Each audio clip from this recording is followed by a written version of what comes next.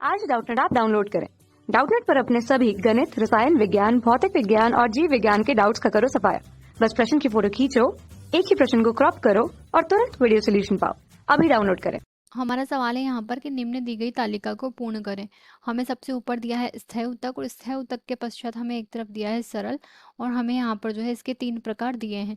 अगर जटिल उत्तक की बात करें तो इसके 2 प्रकार हमें दिए हैं। तो अगर हम बात करें स्थायी उत्तक की तो हम यहाँ पर कह सकते हैं कि ऐसे उत्तक जिनमें आगे चल करके कोई विभाजन यहाँ पर संपन्न नहीं होता है, यानी कि एक बार वो जो निर्मित हो चुके हैं अब वो वहीं रहेंगे। तो यहाँ पर इनके अंतर्गत यहाँ पर जो है आगे चल करके विभाजन नहीं होता है, नए ये निर्मित नहीं होते हैं। तो अगर बात करें सरल व जटिल 2 प्रकार से ही होते हैं। अगर सरल प्रकार की हम बात करें तो हम यहाँ पर कह सकते हैं कि सरल जो होता है 3 प्रकार का होता है।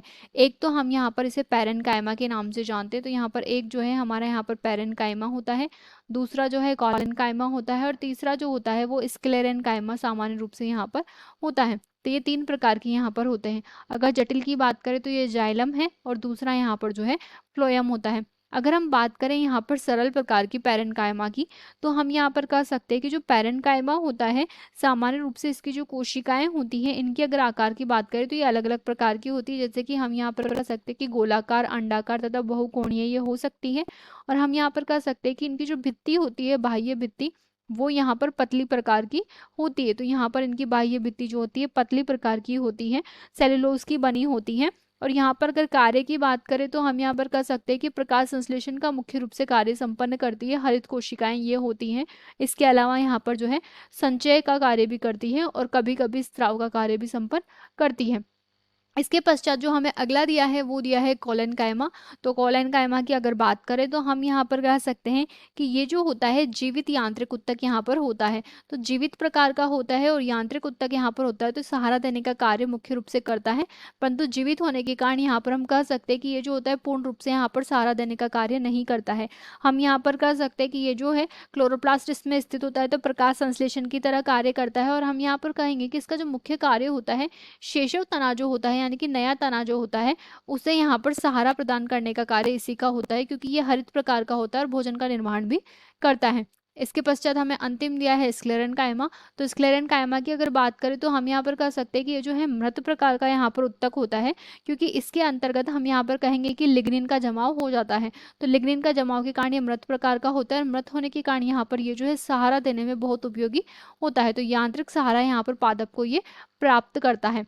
अगला हमें दिया है जटिल, जिसके अंतर्गत जाइलम और फ्लोएम दिए हैं। तो अगर जाइलम की हम यहाँ पर बात करें तो हम यहाँ पर कह सकते हैं कि इसके अंतर्गत 4 तत्व होते हैं। एक तो हम यहाँ पर ट्रैकिड कहते हैं जिसे हम वाहिनिकी के नाम से जानते हैं।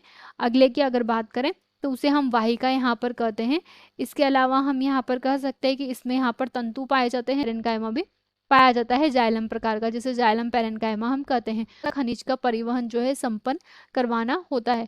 इसके पश्चात हमें दिया है फ्लोएम। तो फ्लोएम की अगर बात करें तो हम यहाँ पर कह सकते हैं कि जो फ्लोएम होता है इसके अंतर्गत भी यहाँ पर 4 तत्व पाए जाते हैं, जिसमें जो पहला तत्व होता है वो तो यहाँ पर जो है चालनी नलिकाएं इसके अंतर्गत पाई जाती हैं।